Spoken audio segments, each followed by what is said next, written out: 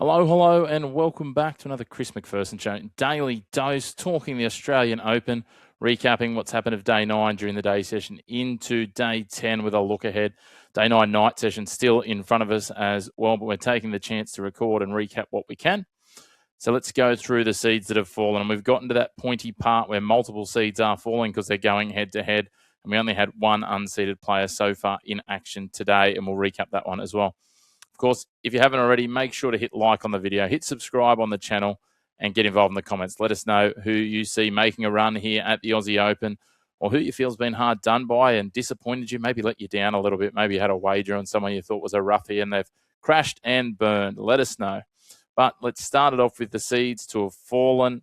And we start on the men's side with Taylor Fritz. The only men's match completed so far, with Jakub Mensik having withdrawn with that abdominal injury. Novak Djokovic goes through. Taylor Fritz went down, the 9th seed from the US. He was playing some really good tennis, but he goes down to the number 5 in Lorenzo Musetti, the Italian. This one, 6-2, 7-5, 6-4.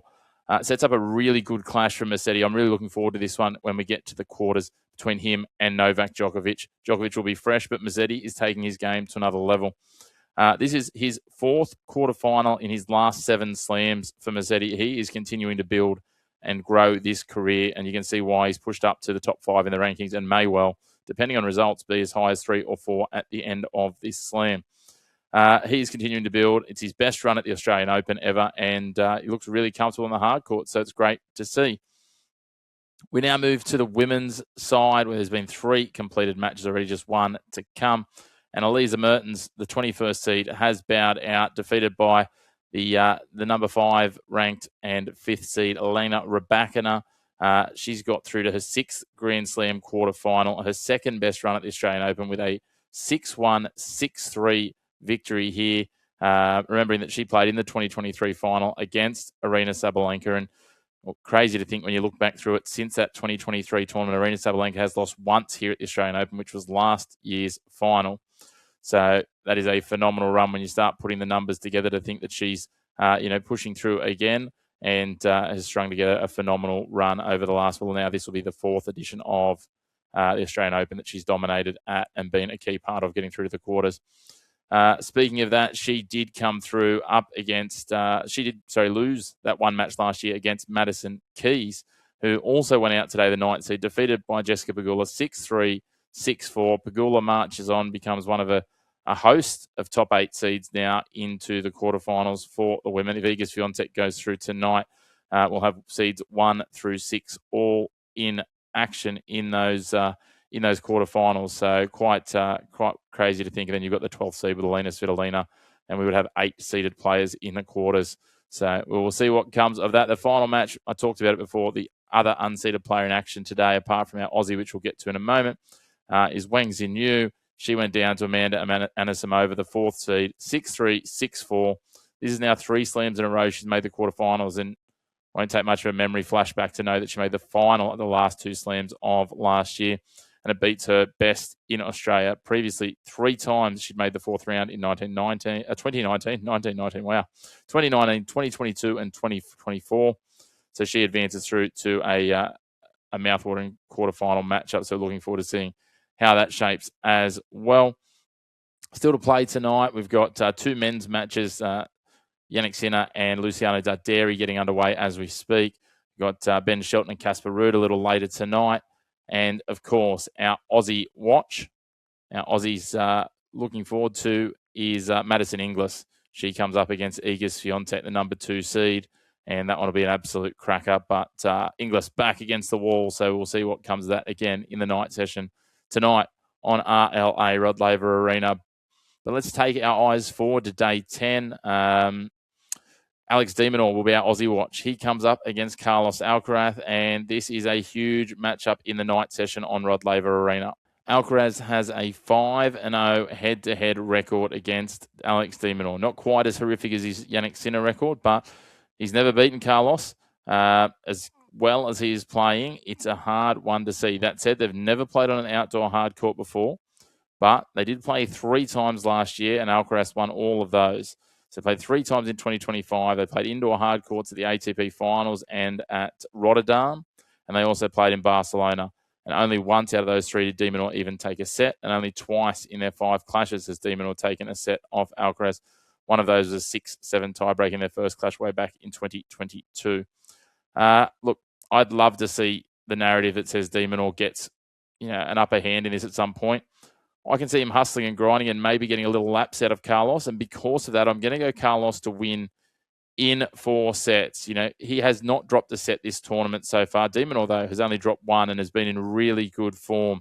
He absolutely dismissed Alexander Bublik 6-4, 6-1, 6-1, whereas Alcaraz had to work a bit more for Tommy Paul. So because of that, I can see that maybe, just maybe, he gets 1 set off him and makes it a 4-set clash. But again, Alcaraz to win this one, I think it's pretty straightforward. Our other quarterfinal, which will be tomorrow as well, will be Alexander Zverev versus Leonard Tien, the 3rd seed versus the 25th seed. This will be the afternoon session on Rod Laver Arena. And these guys are 1-1 in their head-to-head, interestingly enough. And Tien is in some pretty good form. Tien has beaten him before on hard courts early last year in Acapulco. We know Zverev wasn't at his best at that point, but Tien absolutely wiped the floor with him. And then Zverev got one back only 3 months later at the French Open last year in the first round, knocking Tien out. But after seeing what Leonard Tien did to Daniil Medvedev, I am loath to write him off. And I actually think that there's a chance for Tien here. And if Zverev isn't 100% on, I actually think Tien wins this. If Zverev's 100% on, then it's a fighter's chance for Tien, but Zverev goes through. I'm going to tip the upset. Zverev's had an extra hour and a half on court. It's not a significant amount, but it is when you have a look at it, an extra sort of 15 or so % in terms of the time that he's played on court. We had 566 minutes versus 645. So, as I said, it is significant enough amount of time that it will make a difference in the legs. Tien a little bit younger as well. Zverev's going to have to try and overpower him here and really be smart about how he plays. But I'm going to go Leonard Tien to win this one in 5 sets and beat Alexander Zverev and push through into the semi-finals for a little bit of a dark horse. Next up, we've got Aryna Sabalenka. I talked about her before. She has only lost 1 match at this slam in 4 years, which was last year's final. So you start to do the maths on that. And it's starting to look, quite prolific. I think that works out to something like 1 out of 25 matches, her last 25 matches here. She's the number 1 seed, comes up against the 29th seed. Eva Jovic, never played before against each other on the main tour. So the young Jovic has her work cut out for her. Hard to underrate her because of what she's done. She's beaten Priscilla Hon, Jasmine Paolini, Yulia Putintseva. But then Sabalenka has hardly broken a sweat. She had 2 tiebreaks against Potapova, but was, again, pretty strong. She then did a job against Victoria Mboko, got to a tiebreak, and she was clinical and closed it out. I think this one will go to 3 sets. I think Jovic will come out of the gates hard. But I think Sabalenka gets it done in 3. I think this is the first blip on the Sabalenka radar we'll see, but I think that she'll be extending that to 25 from her last 26 matches here in Australia, as much as I would love the narrative of a dark horse pushing through in tomorrow morning's opener. And again, this will be played in the morning. So that might play into Jovic getting out of the gates a little bit better for mine with the heat. And finally, we have Coco Gauff coming up, the number 3 seed, coming up against Alina Svitolina, the number 12 seed. It's hard to believe sometimes with how long Coco Gauff's been around that she's still only 21. Now, these two have played each other 3 times previously. Every single one of them has been on hard courts. 2024 at the US Open in the 3rd round, and Gauff got the chocolates 3-6, 6-3, 6-3. The ASB Classic in Auckland just over 24 months ago. And again, it was Gauff getting the chocolates as the number 1 seed against Svitolina, the number 2 seed. In 3, 6-7, 6-3, 6-3. And we have to go back to the Australian Open in 2021 when they met here in the 2nd round and Svitolina got the job done to get her 1 and only win. I was impressed with what Svitolina did against Andreeva. It caught me off guard a little bit, I will be honest. But I just think Gauff's going to be too strong. I think she'll inflict Svitolina's first loss of the year. She's been playing some good tennis. I think this might go to 3 sets. So I think Svitolina is going to be in the arm wrestle. But I think Coco Gauff is going to push through into another Grand Slam semi-final where she might just have the faintest of sniffs and faintest of opportunities where she might be trying to chase her 3rd Grand Slam title. We'll dig into some doubles tomorrow as well as the Aussie action gets a little thinner and start talking about what's happening there as they push towards their peaks as well of those tournaments. But as always, make sure to hit subscribe on the channel if you've enjoyed this and you want to stay up to date with all of your tennis content.